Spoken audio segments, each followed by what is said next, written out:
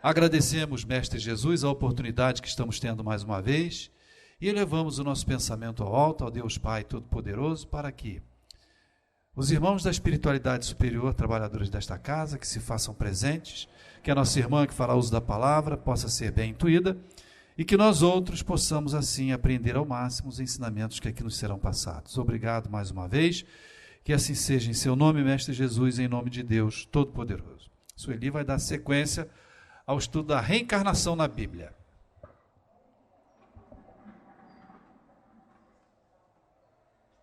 Uma boa tarde para todos nós. E vamos seguindo, né? Semana passada fechamos a nossa reunião com esse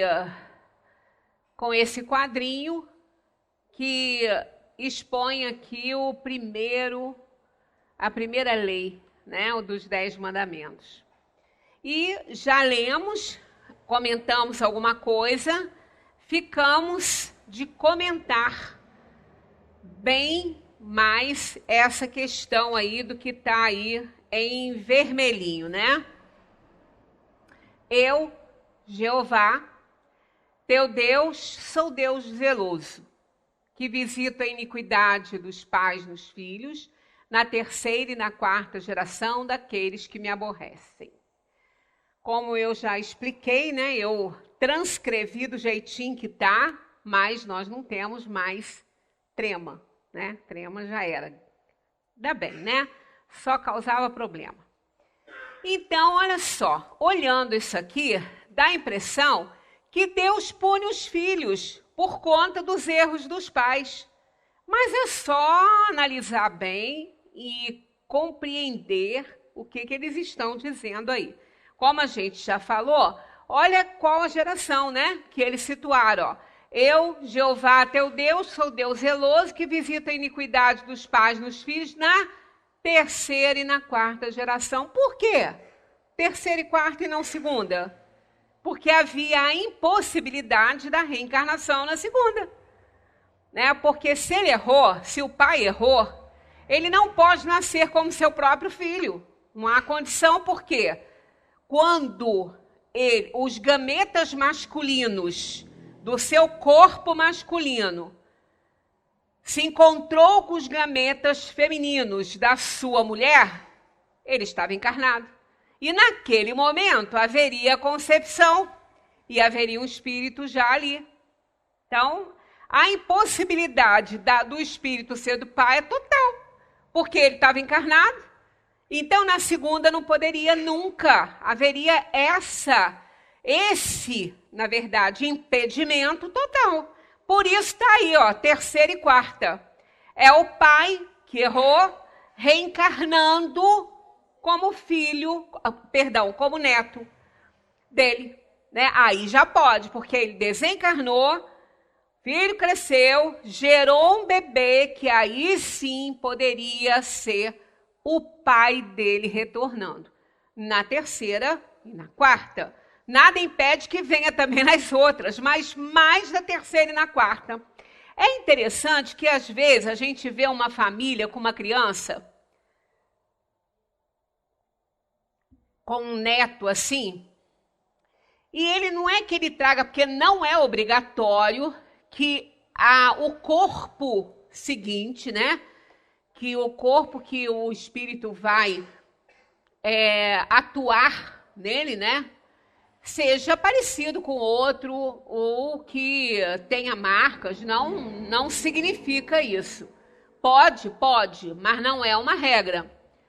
Mas não é muito raro a gente observar, às vezes, em um neto, traços muito fortes do avô ou da avó, mesmo que seja menino. Né? Às vezes traz traços muito marcantes da avó.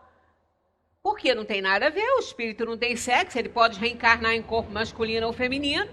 Né? Então ele pode ter sido, no caso, homem ou mulher, e reencarnar num neto com uma polaridade totalmente diferente, a polaridade sexual totalmente diferente daquela que ele teve.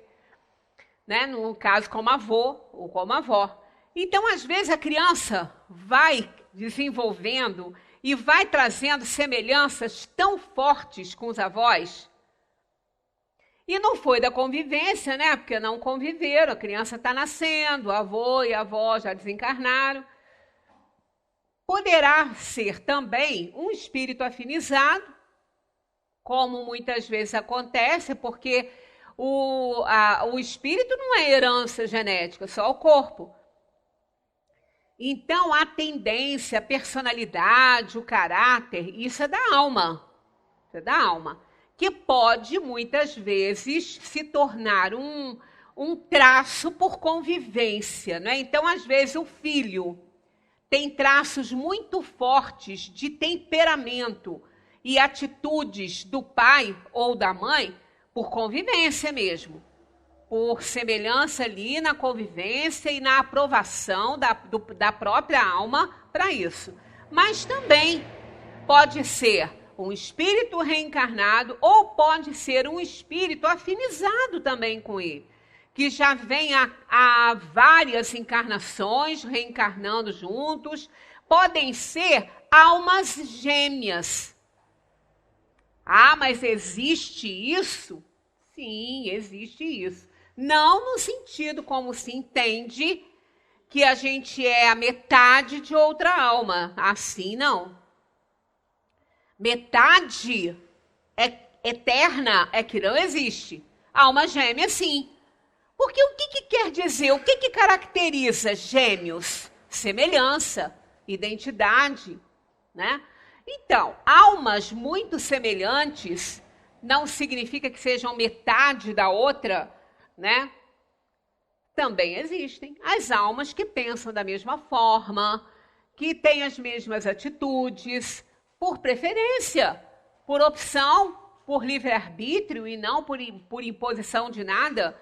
Então, muitas vezes, aquela criança que tem uma aparência muito grande com algumas coisas do avô, da avó, não necessariamente são eles reencarnados, não. Mas pode ser? Pode. Pode ser também, assim como eu estou falando, almas muito semelhantes, muito afinizadas no modo de pensar, no modo de agir. E aí, às vezes, quando essa criança começa a fazer algumas escolhas, quando ela está saindo ali da segunda, terceira infância, quando entra até naquela idade que se fala da aborrecência, que nem é, né, quando a alma desabrocha e ela dá a conhecer a que veio aqui no mundo, né? Então, ali, então, é que fala assim, nossa, mas como você se parece com a sua avó? Ou como você se parece com o seu avô? Né? Não necessariamente é a reencarnação, às vezes são espíritos afinizados, entre aspas, almas gêmeas, né? Então, vamos lá para o comentário desse fato aí. A iniquidade dos pais é cobrada pela lei divina na terceira ou na quarta geração, ou seja, aquele que cometeu o erro irá nascer de novo em outro corpo físico, em outra época, com outro nome, em outra experiência, portanto, a fim de resgatar as suas culpas. Então, nada demais e muito lógico, né? Isso aqui, ele tem que reencarnar. Então, pode reencarnar na família. Não há dúvida de que o Decálogo consagra logo no seu primeiro mandamento estes 3 princípios: a responsabilidade pessoal de cada um, o resgate pela expiação e a reencarnação. Então, eu vou punir a iniquidade na terceira e na quarta geração. Então, claro que essas 3 proposições aqui estão ali presentes nesse primeiro mandamento, que a gente nem dá muita importância, né? Se ainda restar dúvida quanto à responsabilidade pessoal ensinada pelo Cristo, há em Ezequiel todo um capítulo, o de número 18, para definir e exemplificar com maior nitidez e detalhamento, olha só que importante, né? Com maior nitidez e detalhamento, quer dizer, não é com superficialidade, não.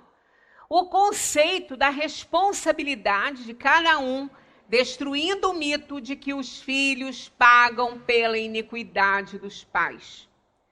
Pode ainda acontecer do filho diretamente, que não é aquele pai reencarnado pela impossibilidade que a gente já falou aqui, ter tanto a ver com a iniquidade do pai como espírito que conviveu em outras vidas e está resgatando já os seus próprios erros, aqueles que ele cometeu, junto com aquela alma que na atual encarnação foi seu pai.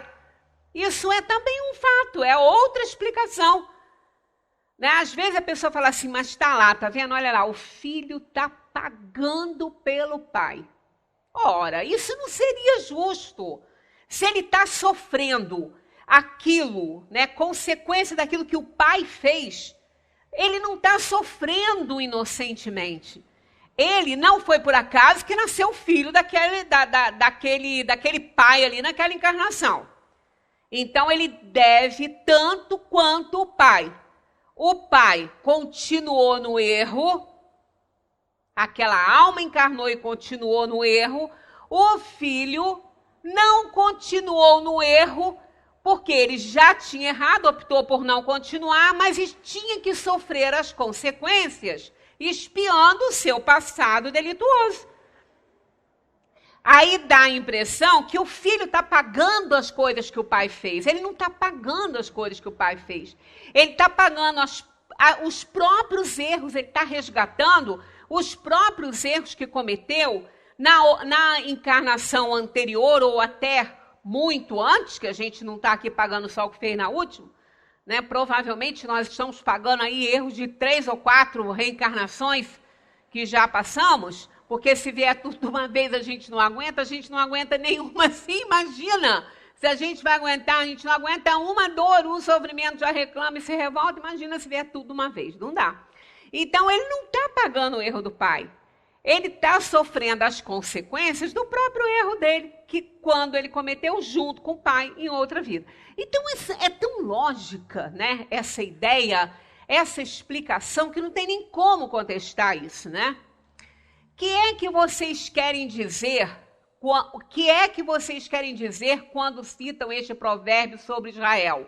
Os pais comem uvas verdes e os dentes dos filhos se embotam. Olha só o que faltava, né?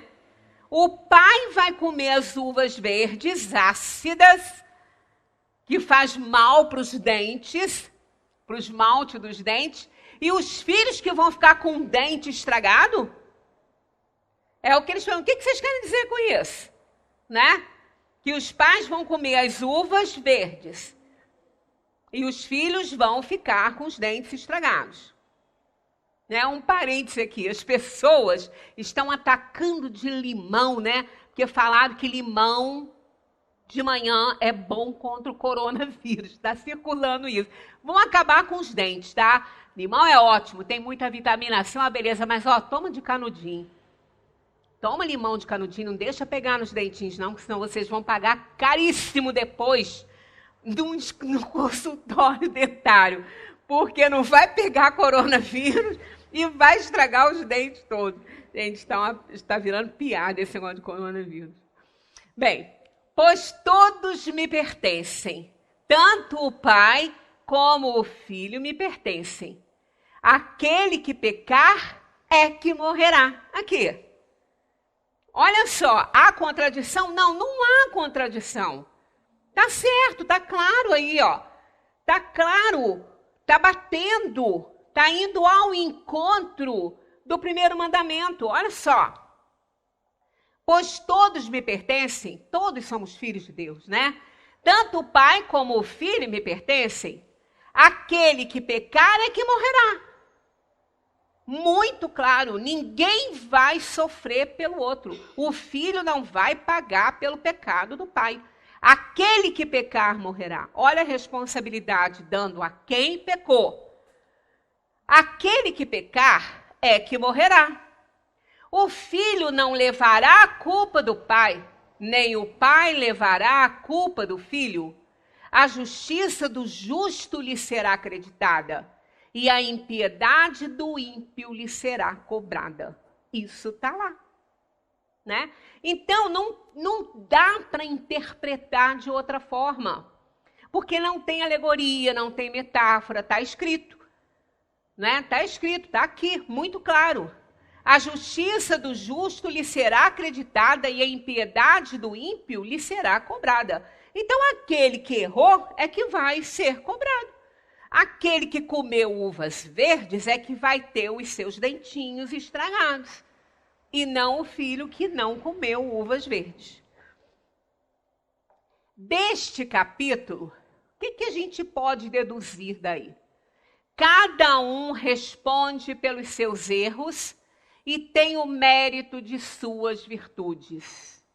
Isso é uma consequência do maior de todos os presentes que a gente poderia ganhar de Deus e ganhou, o livre-arbítrio. É o maior de todos os presentes. Não há sofrimento inocente, nem recompensa imerecida por herança, contágio ou por procuração. A cada um segundo as suas obras. Isso está farto no Evangelho. A cada um segundo as suas obras. A gente encontra essa frase em vários momentos. Né? Essa mesma frase, a cada um segundo as suas obras. As oportunidades de reajuste são proporcionadas a todos indistintamente. Olha o advérbio. E olha o pronome indefinido. Todos. Não está definindo ninguém. Está falando todos. É um pronome indefinido. Que não define, são todos. Ah, fulano, quem você acha que vai sofrer isso, aquilo? Ah, é fulano, ele, ela. Não, aqui está falando assim, todos. Então não definiu ninguém, englobou. Indefiniu, né? Então todos. E aí vem um advérbio reforçando isso aí, olha aí. Indistintamente, sem distinção. Ninguém escapa, estão vendo? Ninguém escapa. Não dá. Aqui não tem negociata, não tem. O processo evolutivo, uma condição cósmica, por quê? Não podemos esquecer que fomos criados por Deus. E Deus é a inteligência suprema. Ele é a causa primária de todas as coisas, ele é soberanamente justo e bom e ele tem perfeição absoluta. Então, é um criador desta ordem perfeito, né? Absolutamente perfeito, não poderia criar criaturas imperfeitas. Ele não criou ninguém imperfeito. Se eu fizer uma pergunta aqui, vocês se acham perfeitos? Todos são perfeitos, todos. Porque nós fomos criados perfeitos, não faltou nada. Não faltou nada, tá tudo certinho. No momento certo, no momento da evolução máxima no reino da inteligência inferior, Deus criou todos perfeitos, porque quem é perfeito não cria ninguém perfeito. Mas nós fomos criados simples e ignorantes, com 100% de possibilidade de aprendizagem. Então, isso é uma perfeição. Sendo que nós temos inferioridade, nós somos inacabados, porque fomos criados simples e ignorantes. O acabamento é por nossa conta, está perfeito. Agora é cada um que vai se virar para desenvolver o quê? A perfeição que nos foi dada. Isso é claro e objetivo, sem alegoria. Então, todos somos, nós fomos criados para isso, para a plenitude do bem, do amor, da liberdade, né, plena. Para isso, a gente tem que desenvolver essa perfeição toda. Nós temos o gene da perfeição. Nós temos a marca do Criador. Mas com algumas ressalvas que temos que desenvolver. Então, a gente volta aquele bazarzinho que vende alegria, felicidade, paz, saúde, harmonia. Todo mundo quer comprar, né? Aí vai comprar e pensa que vai carregar uma bolsa cheia e pesada. Vem um envelope minúsculo assim de cada coisa ali. Aí a pessoa leva um susto, né? Porque isso é a semente que você vai desenvolver. Essa está conosco. Essa semente já está em nós. A gente só precisa regar, cultivar, adubar e desenvolver essa perfeição que se reúne na semente. Já imaginaram? A semente tem tudo. Ela é perfeita. A semente é perfeita. Ela contém a árvore ali. Ela contém olha, um carvalho, uma das árvores mais altas do mundo, né? O carvalho, ele está na semente. Ele não é o carvalho. A semente não é o carvalho, mas o carvalho está nela.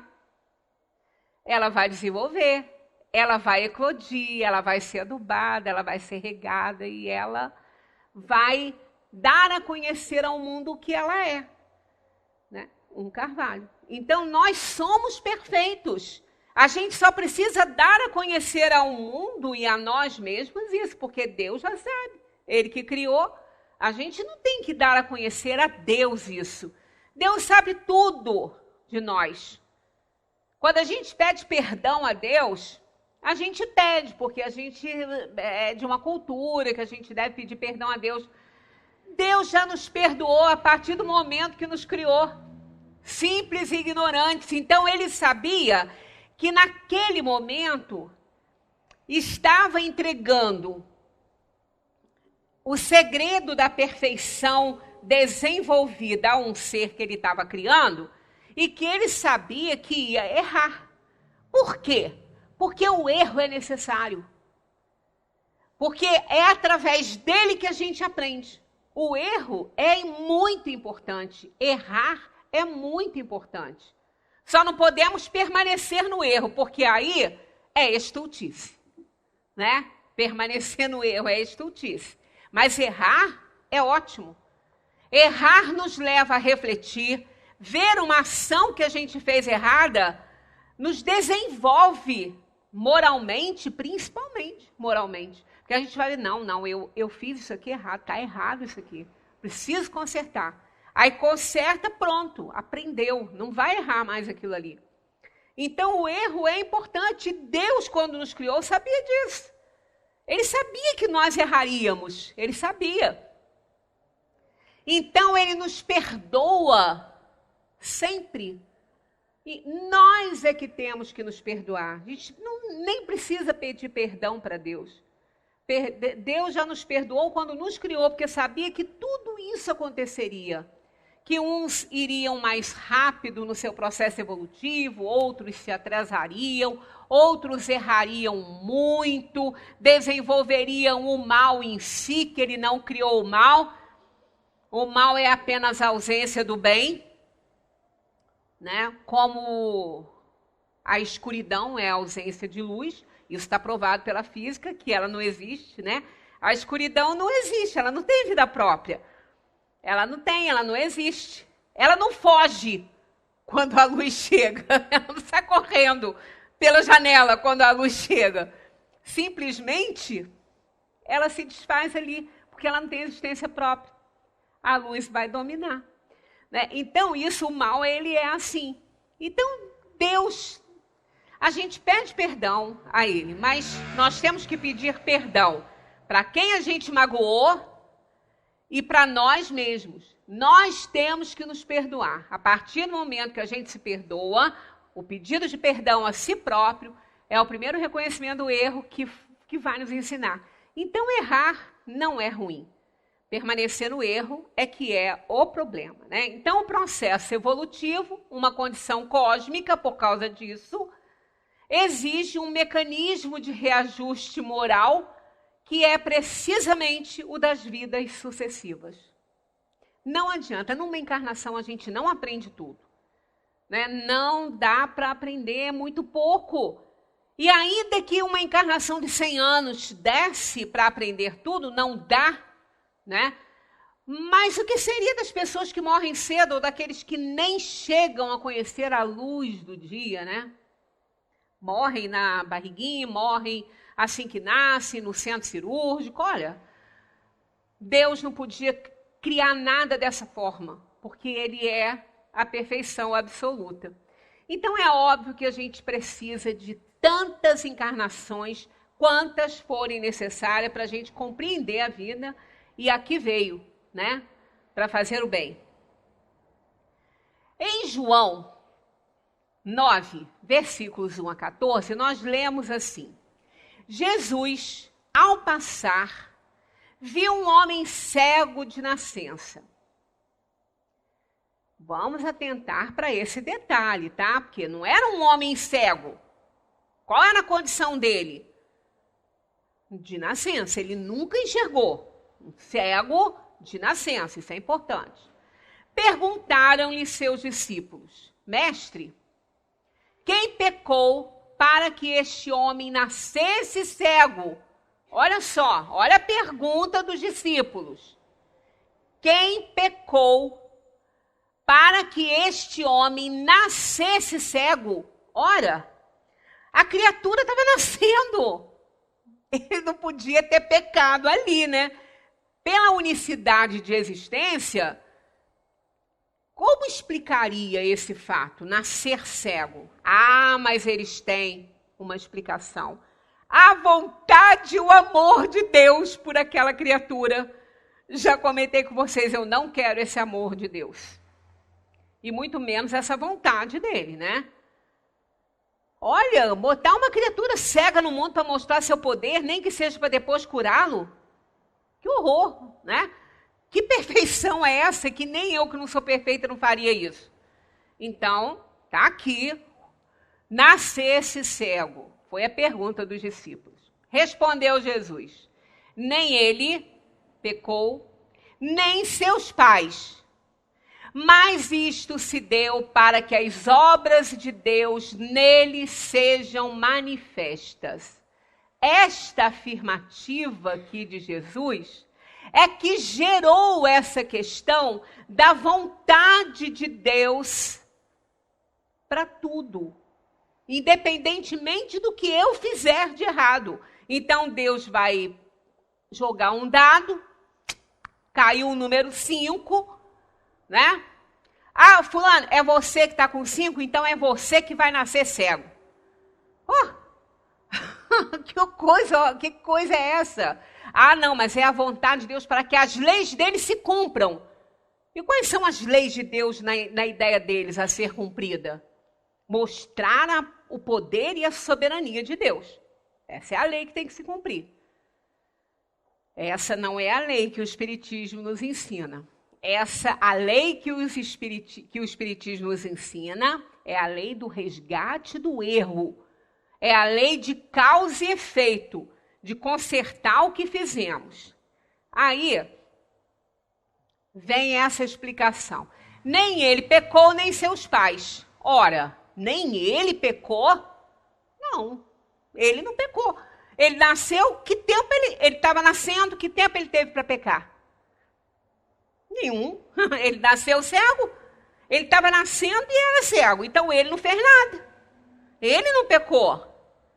A personalidade que está ali, aquela alma com aquela personalidade, aquela criança não fez nada. Mas o espírito que está utilizando aquele corpinho fez. Então, quando ele fala, nem ele pecou, ele não fez nada. Como a gente costuma falar assim, o que é que eu fiz para merecer um castigo desse? Ou então a gente fala para outras pessoas, né, que estão lá em cima de uma cama sofrendo horrores há 10 anos e até ter o problema que o colocou ali na cama, ele foi uma pessoa exemplar, caridosa, só ajudou as pessoas, deixava de cuidar de si para cuidar dos outros, teve um problema, foi para a cama. Então até ali ele era uma pessoa exemplar. Nunca fez nada que pudesse ser reprovado, né? Se fez, foi pouca coisa, em que ninguém é perfeito, mas uma pessoa boa. Aí, os parentes, aqueles, porque parente, né? Parente é aquele que mais pode dar pitaco aí, porque ele encontra até chifre em cabeça de cavalo para falar que o outro é ruim, né? Se ele está falando que é bom, é porque é. Se ele está falando que o sujeito foi virtuoso, é porque foi. Porque eles adoram falar, né? Parente é um problema. Tem gente que diz que só serve para alvo de retrato, né? Porque só complica a situação. Pois é, mas eles são úteis, eles são importantes na nossa vida, porque eles falam, não falam sempre a verdade, porque às vezes eles aumentam. Quem conta um conto aumenta um ponto, né? Mas que muitas vezes amigo não serve muito para falar sobre, porque só vai falar das coisas boas, né? O inimigo, ele é mais criterioso, ele vai falar, ó, pode ser bom, mas é assim, assim, assim. Fez isso, isso, aquilo. O amigo não conta nada de ruim que um amigo fez. O inimigo conta, né? Então, se todos eles, até aqueles, né, que são taxados de mal-humorados, de não gostar de ninguém, fala bem da criatura, é porque a criatura era boa mesmo, né? Aí a pessoa fala, pois é, olha, como pode estar numa situação dessa? Por que está sofrendo assim? Bom que foi. Por que está desse jeito? Né? Por que ele está assim com esse sofrimento todo? Não merece isso. Realmente. Né? Naquela vida, ele é um inocente, pagando porque ninguém sabe, sofrendo por motivos que também ninguém conhece. Mas ele é o inocente de hoje e o culpado de ontem. Graças a ele, ao esforço dele, e Deus feliz com isso, que ele não acumulou dívida nenhuma, teve uma vida digna, de amor ao semelhante, de fazer todo o bem, todo o tempo, e tinha que resgatar o passado que ele não foi bom. Aí ele tem o problema que vai levá-lo até a cama e ele vai resgatar ali o que ele tiver que resgatar. O reajuste que ele tiver que fazer, ele vai fazer. Mas ele, nessa vida, não fez nada para merecer aquela situação. Como o cego também não. Ele estava nascendo, a criança estava nascendo, cega. E não fez nada para merecer a cegueira. Então, quando Jesus fala, nem ele pecou, nem seus pais, porque aqui é outra afirmativa que os filhos não pagam pelo pecado dos pais. Tanto que ele falou, nem ele, nem seus pais. Não seria justo ele nascer cego porque os pais dele erraram. Aí vem, não. Olha, a criança nasceu assim, desse jeito, porque a mãe não se cuidou. A mãe não tomou o remédio que deveria, não fez o pré-natal que tinha que fazer. Por isso que a criança nasceu doente. Olha que coisa horrorosa isso. Que Deus é esse que vai deixar um filho seu nascer com um problema porque a mãe não se cuidou? Que culpa ele tem que a mãe não fez um pré-natal e não cuidou da gestação dele? Por quê? Que Deus vai permitir uma coisa dessa? Não vai. Ele tem resgates a fazer. Ele precisa de passar por aquela situação. Então, ele não é assim porque a mãe não se cuidou.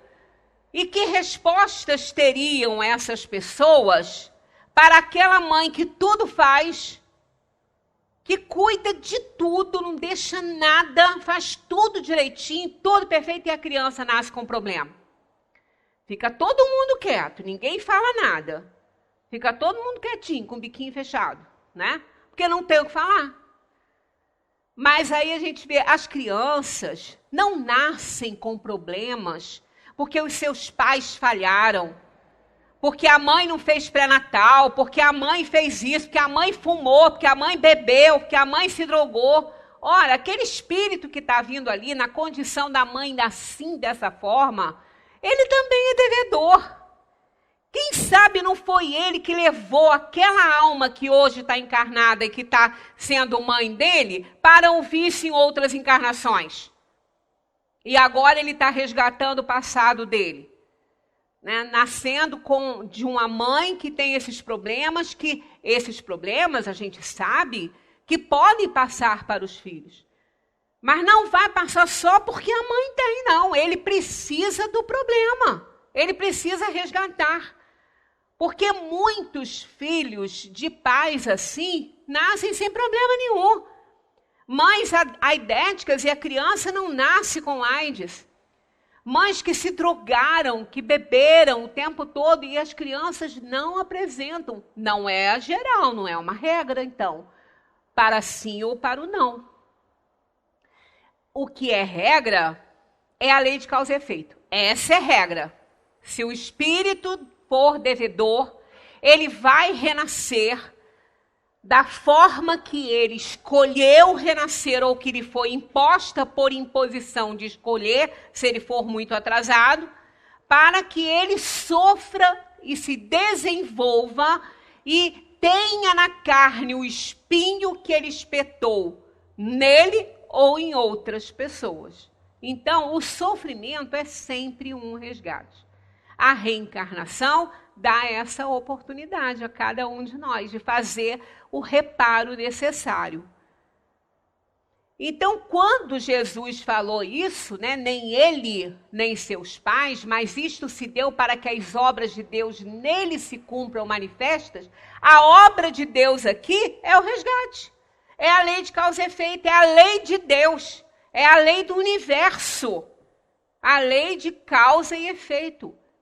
Aquela sementinha que carrega o carvalho nela, não vai carregar uma outra árvore, não é? A sementinha que carrega a laranjeira não vai carregar limoeiro.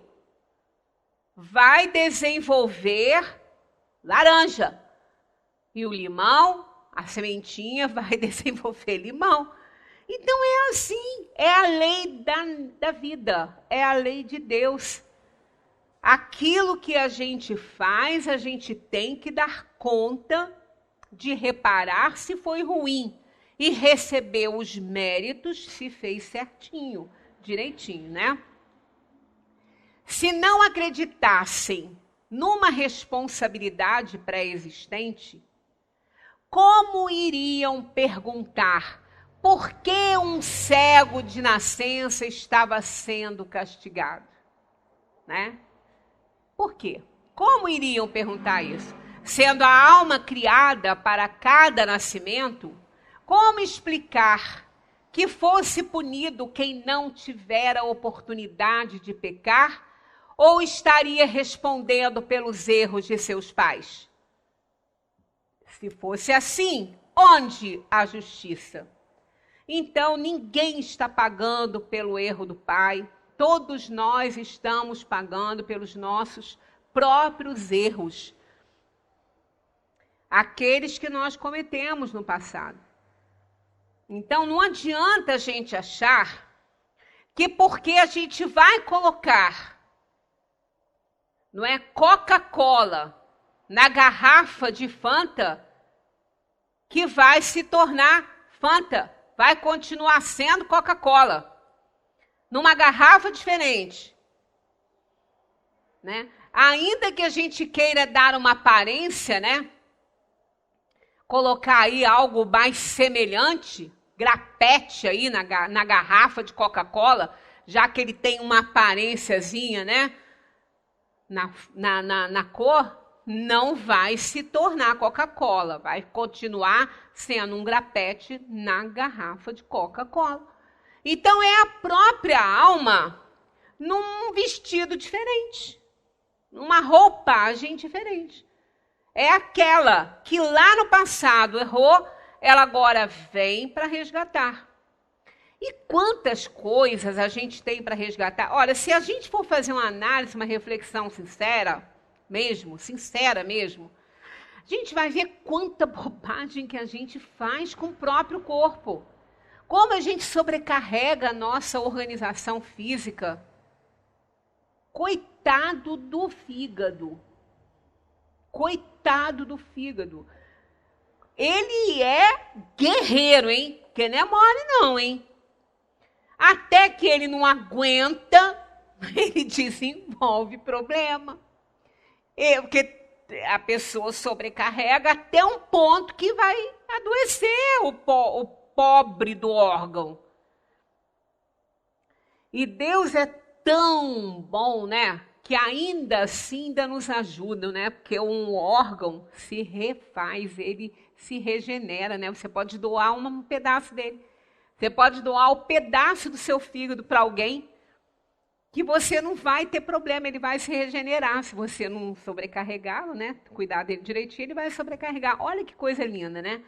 A gente tem tantos recursos. Nós temos neurônios, células nervosas, né, do cérebro, para a gente viver 400 anos. E a gente consegue destruir ele em 90, 80. A gente destrói, porque a gente destrói. Neurônio, você destrói, sim. Eles terminam. Eles não são perenes, não. A gente tem para viver 400 e às vezes com 80 a gente acabou com todos. Então a gente faz muita coisa errada. A gente faz muita coisa errada mesmo.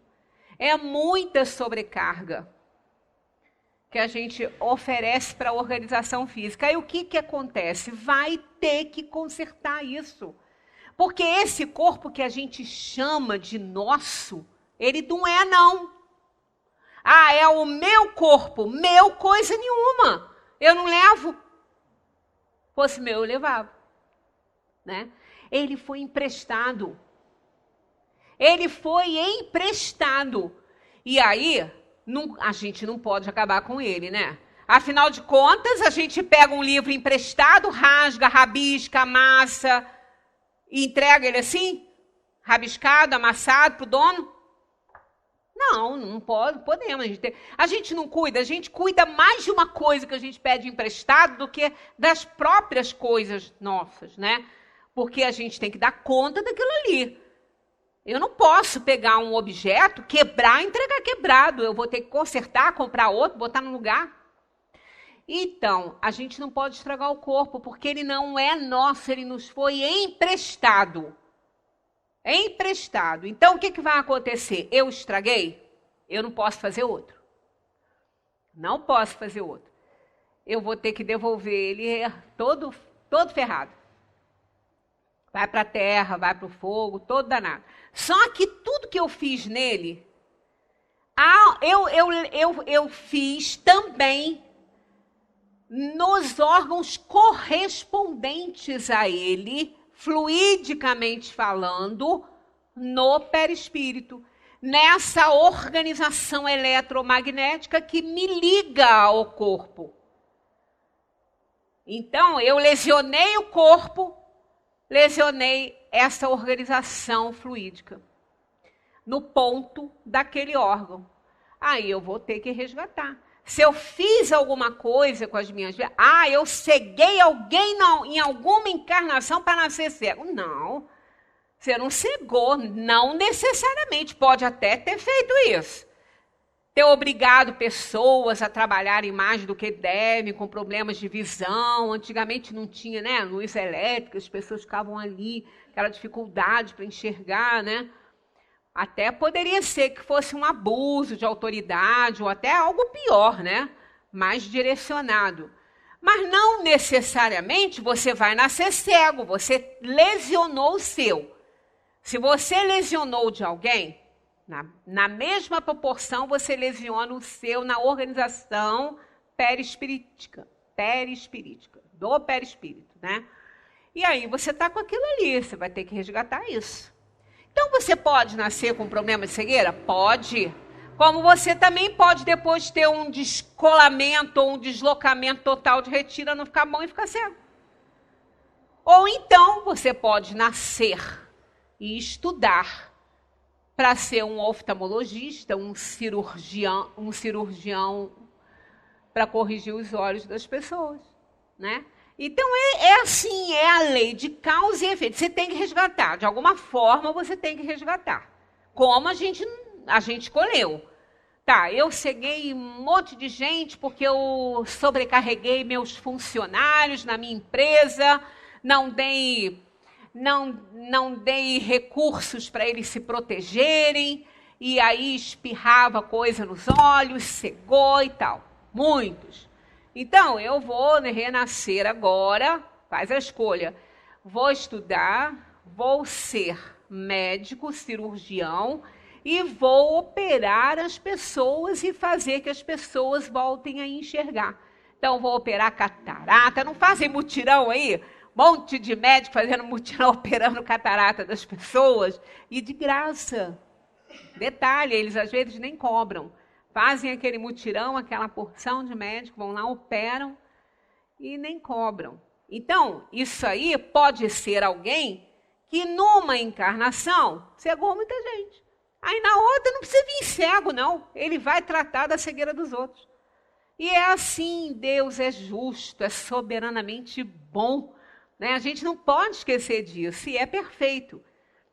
Bem, aí tem aqui. Vim trazer fogo à terra.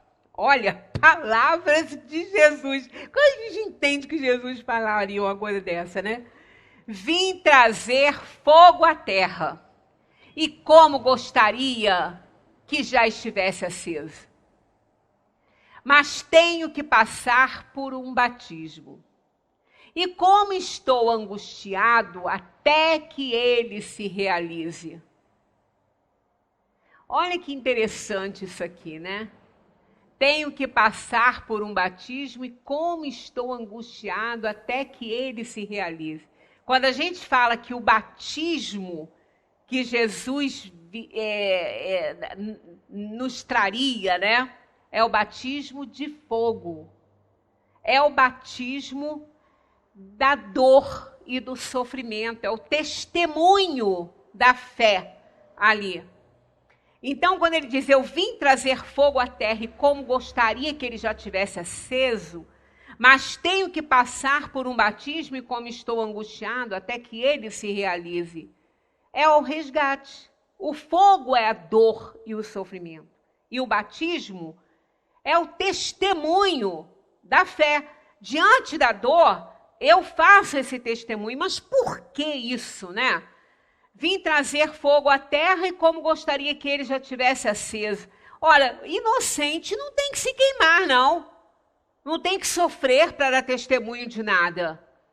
Quem sofre é quem deve, né? Que tem que fazer seu resgate.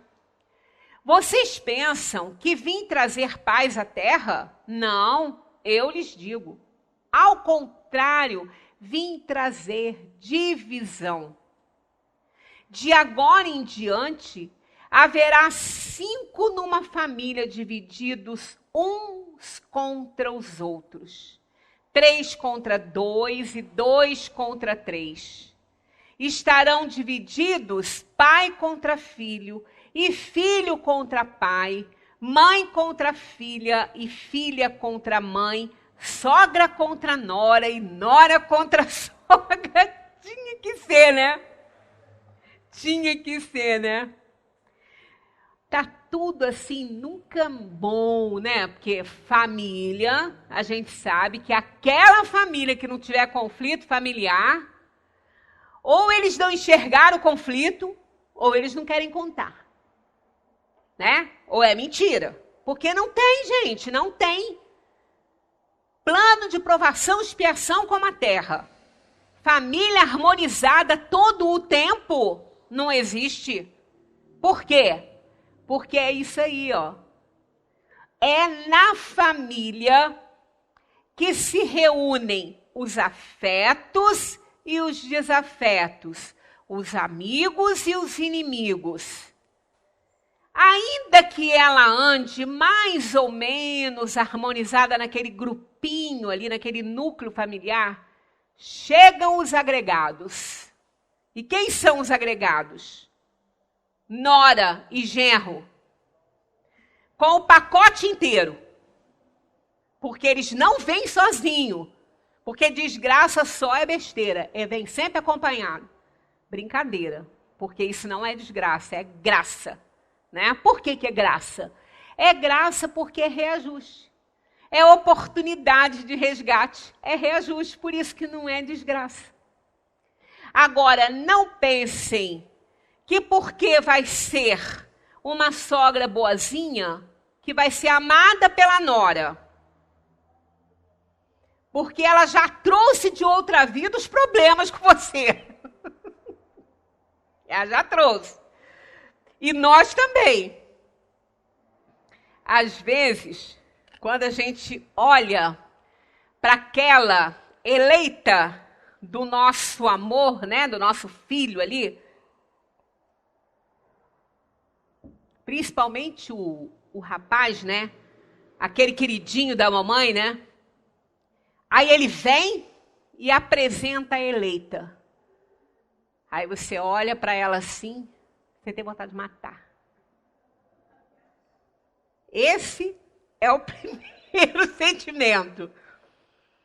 Porque está em jogo ali o ciúminho da mamãe para o queridinho dela, está em jogo um monte de coisa, mas está em jogo também aquela que viveu com ela lá no passado e que naquela hora parece que eclode a lembrança, né?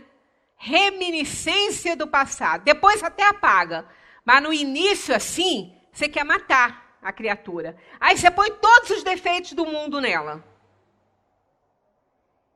E aí o seu filho começa a falar para ela alguns predicativos seus, que ele admira. Aí a desgraça está completa. Porque é o feijão da mamãe que é bom, é o bifinho que a mamãe sabe fazer. Acabou. Já começa mal, né? Gente, isso não acontece à toa. São reencontros. Não vamos nos iludir. Os agregados são reencontros do passado. E se eles estão chegando, é porque não foi muito boa a convivência lá atrás. Senão eles não viriam. Viriam como irmãos, harmonizadinhos, amigos reencarnados. Não. Mas quando vem assim, pode crer, cuidado, pisem em ovos, cuidado com o que falam e com o que pensam. Porque não é só com o que fala, não. É com o que a gente pensa também. Porque a gente está cercado por uma nuvem de testemunhas que vão fazer acontecer os nossos pensamentos na cabeça da outra pessoa. Podem ter certeza. Ó, né? Diabinho e anjinho. Isso é a briga entre o bem e o mal. Presentes para todo o sempre, né? Então, essa questão aqui, não vim trazer fogo à terra, e como gostaria que já tivesse aceso, mas tenho que passar por um batismo como este, e como estou angustiado até que ele se realize, é aquele relacionamento tumultuoso, é o batismo de fogo. Então eu estou ansioso para que ele se realize, para que ele acabe, porque o objetivo dessa união é o resgate, é o reajuste emocional. Quer dizer, quando eu batizar esse povo, quando esse povo passar pela dor e o sofrimento, eles vão se unir de alguma forma. E há sempre uma oportunidade para isso. Por mais que as pessoas, às vezes, não estejam querendo se aproximar por algum erro do passado, alguma reminiscência aí, a vida vai aproximá-los de alguma forma. Algo vai acontecer, é o batismo de fogo que vai aproximá-los. E aí a dor e o sofrimento amolece o coração e faz a alma resgatar, às vezes, mais do que uma alegria. Porque a alegria parece que a gente nem se importa, está embevecido por ela, mas a dor incomoda muito, machuca demais. Né? E é aí que as pessoas se apoiam umas nas outras, se confortam, se consolam. E aí as mágoas vão se dissipando, as antipatias vão se tornando simpatias, porque somos almas reencarnadas em nova oportunidade.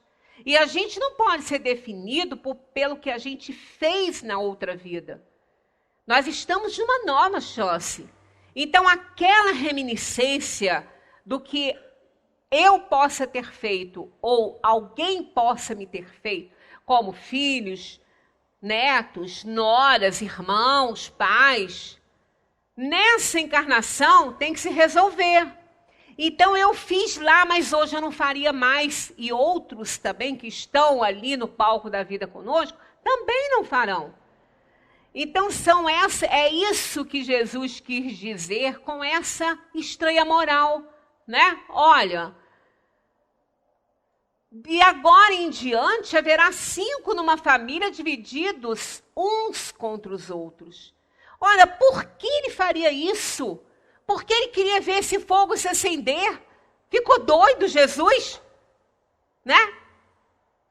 Tem que tomar Prozac? Não. É a lei de causa e efeito. É a lei da reencarnação.